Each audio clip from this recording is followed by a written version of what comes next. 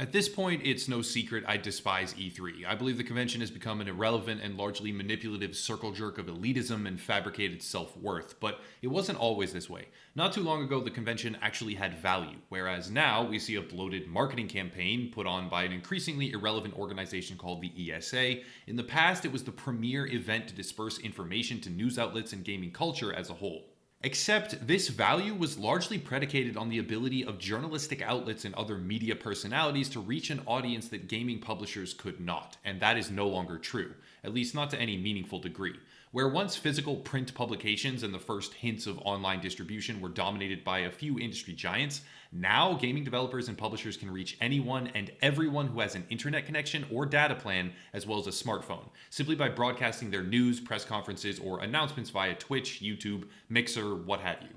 That all ignores the impact of social media as well. Announcements about patch downtime via Twitter, new info drops, or reveal tidbits from companies like CD Projekt Red that spark worldwide ARG detective races and drive marketing hype of an entirely different breed. Not to mention the rapidly growing and now industry dominant community of streamers and YouTubers who will pick up and cover new material of their own accord, sometimes even with personal audiences that are larger than the previously dominant media groups. All of this is to say E3 is no longer necessary. Its primary purpose, to disseminate information, has been eclipsed by other avenues, and as a result, it has now become something demented and pathetic rather than necessary and valuable. What E3 is now is disgusting. The once relied upon convention has become the quintessential example of industry greed and publisher lies. Perhaps no greater example will ever exist than Anthem. Anthem shattered the glass in 2017 during its reveal, and I don't mean in a good way. Though at the time, pre-release, I remember my feed getting overrun with fanboy hype and delusional excitement, such as old Division community members making entire Twitter accounts like Anthem Game World or whatever it was and saying they broke the internet because they got a few thousand likes. In short, this fancy trailer came out and did exactly what E3 is designed to do, which is spike pre-order sales. Well, when the game actually came out, the music stopped. Everyone scrambled for a chair, and there were no chairs. Anthem was like a game of Monopoly with no money, or playing chess without a queen. It was so far past what is reasonably acceptable, so far below what was advertised, that it became impossible for even the most dedicated fans to defend it. Side note, it took a while, a very long while. They hung on for dear life, because to acknowledge that the game was a complete failure would be synonymous with acknowledging their own judgment failure, but eventually they finally did come around and accept reason. Regardless, Anthem shocked the system of industrial hype, the system of psychological predation built on the idea of user FOMO, and it jolted the community awake in a way that really had not been seen before. Sure, there are other examples of flashy demos that turned out to be untrue or promises that were not quite real, but something about that stunning demo and then the unplayable, undercooked mess that got kicked out the door, it really dialed things up a notch. In tandem with this, there were a host of smaller programs and incentives which might not seem on a surface level to be all that impactful, but helped add to the atmosphere of what is this greedy convention? What is it really?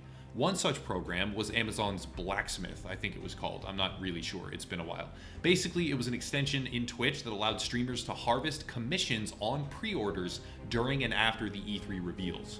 This was great for some broadcasters, yes, but it had a compounding effect on the already overinflated and unreliable hype engine. Streamers were incentivized to further pump up the emotion and spur their communities into ordering products that were unproven, unready, and quite probably less than truthful. This is not the only example, but you get the point, basically. The convention became a giant marketing event designed to sell above all things, only to sell, instead of accurately informing the audience.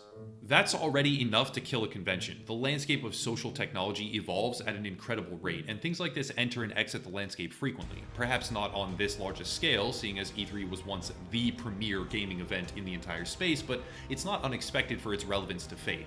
However, it's not just fading, it's throwing a tantrum in the hallway while it gets dragged out the door by the Grim Reaper. It turns out, in recent years, particularly 2019 as the most egregious instance available, the ESA was improperly handling attendee information, resulting in the personal details of over 2,000 journalists and creators being leaked for the entire world to see. There were details from as far back as 2008 emerging online, and the specifics of which years and how much data got out are murky at best, but it's very clear that from a security perspective, the ESA is utterly and completely incompetent, which has had a widespread effect on the convention's credibility. But wait, there's more. Sony, one of the largest industrial figures in the entire video game space, skipped the convention completely in 2019 and will do so again now in 2020. Instead of attending, they will focus on hundreds of other consumer events around the globe. And that, in my opinion, is an excellent and highly effective way to leverage resources in a rapidly changing landscape. It goes further. Jeff Keighley, longstanding host of the Video Game Awards and a very prominent industry figure, has also dropped out of E3, declining to produce E3 Coliseum this year, and making it undeniably and irrefutably clear that this convention is broken and dying. Keep in mind, for those that don't know, Jeff Keighley himself came under fire a few years ago as the Video Game Awards started to take on an atmosphere that many gamers began to decry as overly fabricated. There was an impression that the awards had become too much of a hype and marketing event. Go figure. And for the figure primarily responsible for that shift to now drop out of E3, it signifies, at least to me, that the convention isn't just off the deep end, it got a running start first. However, of these already substantial issues, the worst was yet to come. Most recently, IM8bit, the design and merchandising company in charge of E3 2020, tasked with, quote, creating an evolutionary new experience to reinvigorate the convention, end quote, has dropped out and resigned as creative lead. There has not been a specific reason given, and of course both IM8bit and the ESA are projecting an atmosphere that would indicate an amicable parting and confidence in the future of the event, of course, but it's hard to picture any sort of healthy internal ecosystem when the creative design company in charge of helping breathe life back into a dying convention drops out abruptly after tickets are already on sale. The recent progression of E3 also indicates disaster. What started as an elitist and closed-doors event for journalists, and even before that effectively just a trade show for game development companies, was eventually opened to the public. On the one hand, it was great that legitimate gamers got to experience the new reveals. On the other, massive lines and a hectic, overcrowded atmosphere negatively impacted everyone in attendance. When there's already a plethora of public conventions like PAX or Gamescom, E3 going public in a less than well executed way does not help them at all. To go further, however, the convention is changing yet again. What was once an exclusive info reveal turned hybrid public convention is being rebranded to an influencer and celebrity event.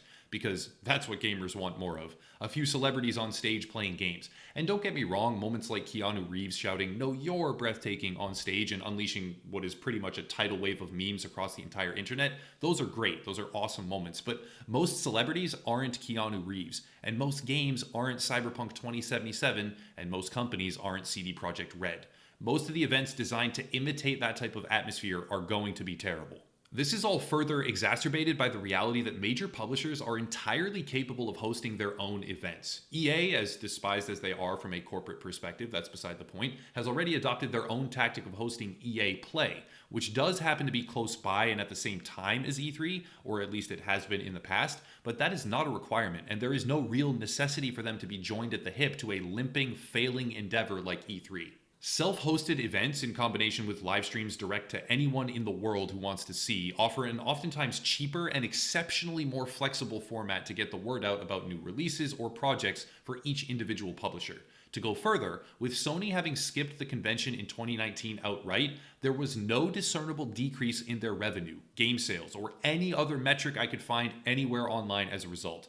This means they skipped E3 and, well, truthfully, nothing happened. For every profit-driven company being able to decrease expenses by skipping an event like E3 and suffer zero consequences as a result, that's pretty definitive. They won't go, and it would be fiscally irresponsible of them to attend in the future without drastic change. As if more explanation is needed, though it really honestly isn't, the ESA, or Entertainment Software Association, being the company behind E3 itself, is also in disarray. Over recent months, several high-profile figures have made an unceremonious exit, and on top of that, E3 as an event makes up almost 50% of the ESA's entire annual budget as per their tax information.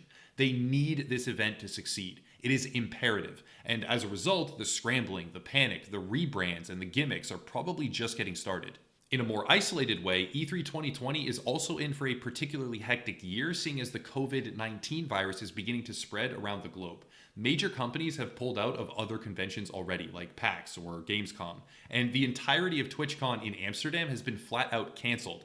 And if the spread does not subside, which seems very unlikely anyways, a global atmosphere of skepticism and fear will undoubtedly handicap an already limping convention. With the ESA budget being what it is, they really cannot cancel this event. They need it to succeed. And moving forward with a deck stacked completely against them, it's hard to picture E3 righting the ship.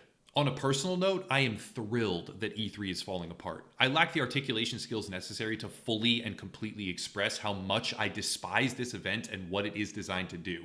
Having been there behind closed doors, I've gotten the free figurines and the bags and played the demos or hung out in the special catered lounges with free food and drinks. I understand why the insiders love it. I understand why they want it to continue. I understand why journalists publish articles to desperately try and puff it back up so they can continue to prance around like they actually matter. But the truth is, they don't matter anymore. The event has become a deceptive plague on the industry, and it's time for it to die. My point is, E3 is imploding, and spectacularly so. And that's a really good thing. Let's crack a beer and watch her sink. The industry is honestly better off. But that's it. If you want to support, there are links down below. Also, this video was produced with hardware generously provided by Axial GT, who I'll be collaborating with more in the future. Please drop him a sub. His channel link is in the description. And there's also a channel Patreon, there's merch, Twitter, etc., all down below. Yeah, you get the deal. I'll cut it there and stop rambling. As always, thank you all for watching, and have a nice night.